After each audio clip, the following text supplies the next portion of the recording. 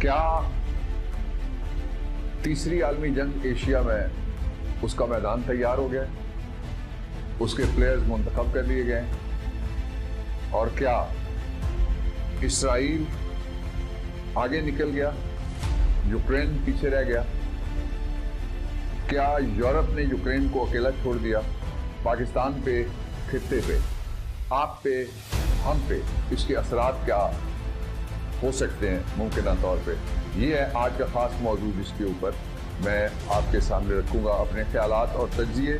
और उसके साथ ही मैं दूसरी बात ये इम्पॉर्टेंट है जो आपके सामने रखना चाहता हूँ कि क्या पाकिस्तान में इलेक्शन का माहौल बना है, और क्या पाकिस्तान में इंतखाब हो रहा है, इलेक्शन हो रहा है यानी सिलेक्शन हो रहा है, या पुलिस की भर्ती है, या ताजपोशी हो?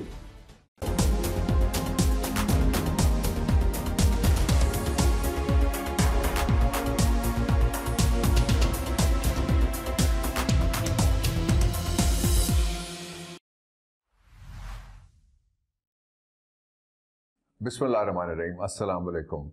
दुनिया सारी में जहाँ कहीं उर्दू बोलने वाले और पाकिस्तानी हैं, उन सब के लिए मैं कहना चाहता हूँ कि कुछ तकनीकी वजूहात ऐसी थी जिनकी वजह से मैं बाबरवान नेटवर्क नहीं कर सका आपके सामने उसके तज्जिए और उसकी जो गहरी बातें पेश। अब इंशाअल्लाह अज़ीज़ रेगुलरली ये शुरू हो जाएगा, और बहुत सारे लोग ये कह रहे हैं कि मैं एक इंग्लिश वर्शन भी दिया करूं अपनी राय का पाकिस्तान के बारे में सारी दुनिया के लिए।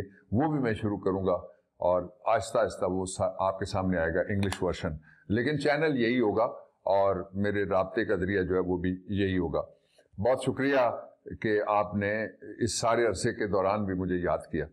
सबसे पहले मैं आपके सामने दो तज्जिए पेश करना चाहता हूँ। पहला तज्जिया ये है कि क्या दुनिया में तीसरी आलमी जंग का स्टेज मुंतखब कर लिया गया और उसके लिए एशिया का इंतखाब हुआ है, क्योंकि पहली जो तीन बड़ी जंगें लड़ी गई हैं, नेपोलियन बोनापार्ट ने जब लड़ी थी, नेपोलियनिक वॉर्स जिनको कहते हैं, तो वो यूरोप में लड़ी गई थी, और फिर उसका जो आफ्टर मैथ था वो किसी किसी जगह गया और उसकी जो छींटे थे वो दूसरी जगह पे भी पड़ोसी खित्तों में पड़ते रहे। लेकिन उसके बाद जब फर्स्ट वर्ल्ड वार हुई तो वो यूरोप में जंग लड़ी गई, उसके बाद फिर उसको फैलाया गया। सेकेंड वर्ल्ड वॉर हुई, बेसिकली यूरोप में शुरू हुई, और बेसिकली जो अपनी बेइज्जती और कौमी तौहीन का बदला लेने के लिए जो एडल्फ हिटलर था उसने फ्रांस पे हमला किया, और उसके साथ ही उसने वियना वगैरह ये जो छोटे हमले थे फ्रांस पे मेजर, और घंटों के अंदर उसने फ्रांस को ताराज करके रख दिया था।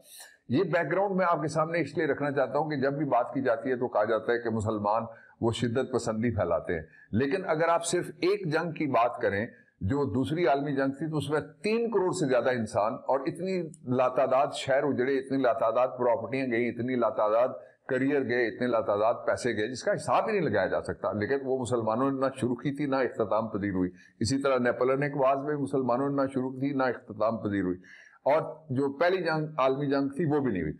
अब तीसरी जंग के लिए दो लोग अंदाजे लगा रहे थे। एक तो ये था कि यूक्रेन की जंग ये फैलेगी और ये यूरोप तक जाएगी, ईस्टर्न यूरोप जो साथ लगता है, और वो रियासतें जो रूस के अंदर से निकल के बनाई गई थी उन रियासतों के अंदर ये जंग फैलेगी।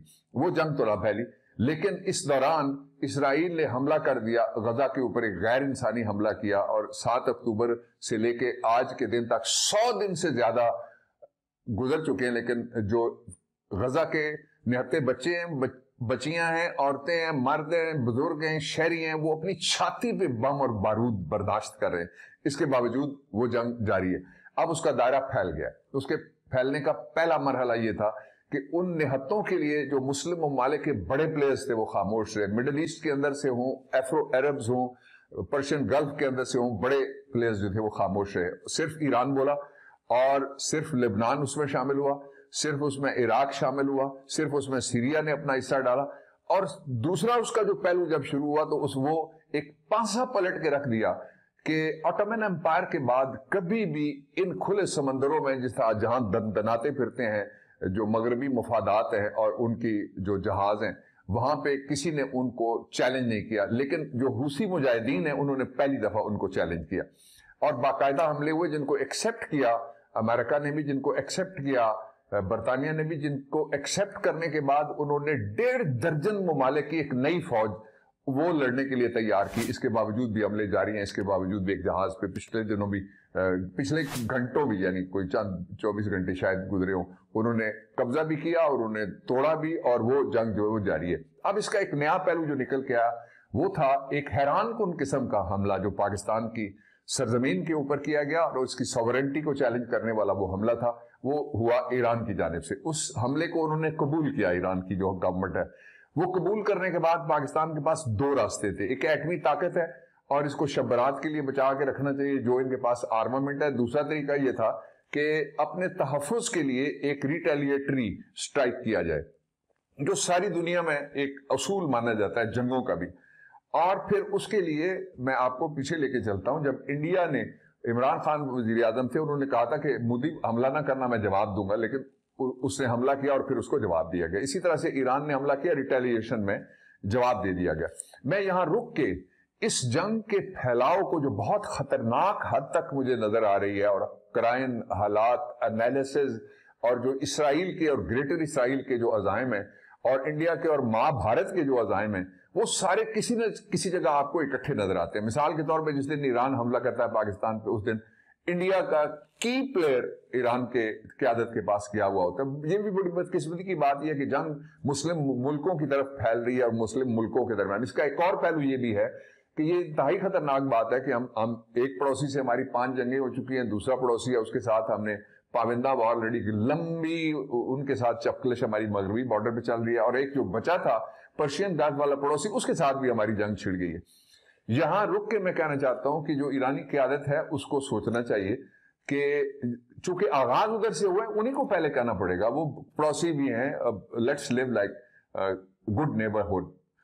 और उस जो गुड नेबरहुड होती है उसका पहला उसूल यह है कि एक दूसरे को तस्लीम करके एक दूसरे के घर में मुदाखलत कार नहीं भेजे जाते। वो जिधर से भी जाएं वो नाकाबिले कबूल होता है किसी भी दूसरे मुल्क के लिए।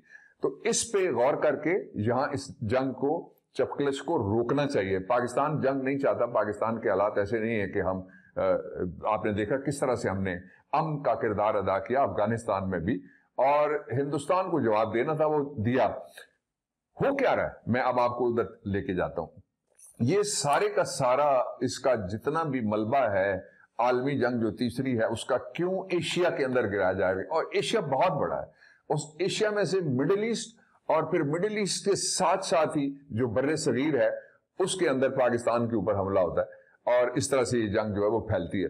इसके आप 3 डिनोमिनेटर्स जो है वो ज़हन में रख लीजिएगा तज्जिए के लिए और सोचने के लिए। पहला ये है कि क्या मुस्लिम सरजमीनों के मुकद्दर में जंग लिख दी गई है या उन पर थोप दी गई है।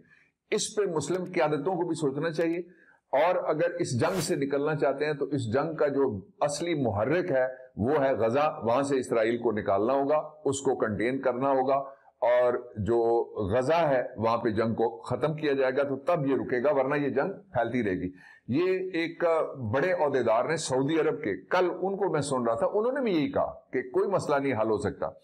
दूसरा ये कि जो तोसी पसंदाना जितने भी अज़ाइम हैं जिसके, वो उनको जब तक नहीं छोड़ेगा, और वो इसराइल है। जिस तरह से यहाँ पे भारत ने कोई प्रिंसली स्टेट 350 ज्यादा थी उनके ऊपर कब्जा कर लिया था। तो ये दूसरा इसका पहलू है। और इसका जो सबसे बड़ा और तीसरा पहलू ये है कि इसमें पहली दफा एक एटमी ताकत मुलव्वस हो रही है, वो जो पाकिस्तान है। मुस्लिम ममालिक में कोई दूसरा एटमी मुल्क नहीं है, ये इंतहाई खतरनाक बात है।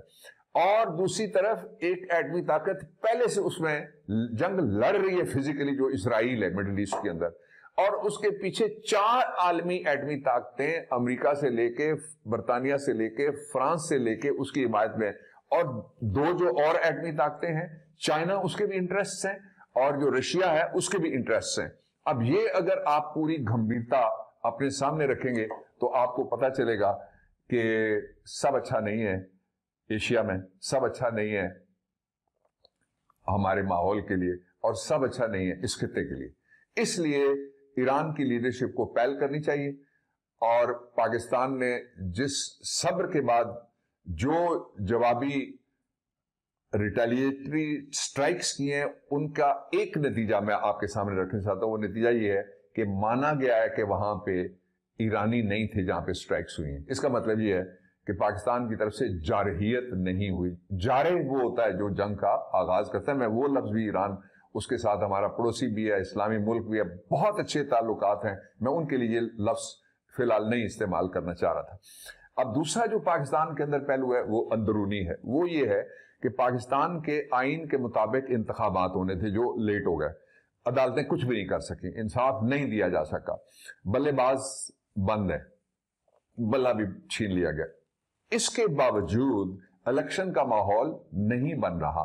آج جب میں یہ آپ سے بات کر رہا ہوں تو یہ نئے سال کی 19 تاریخ ہے 2024 کے جنوری میں آپ سے بات کر رہا ہوں۔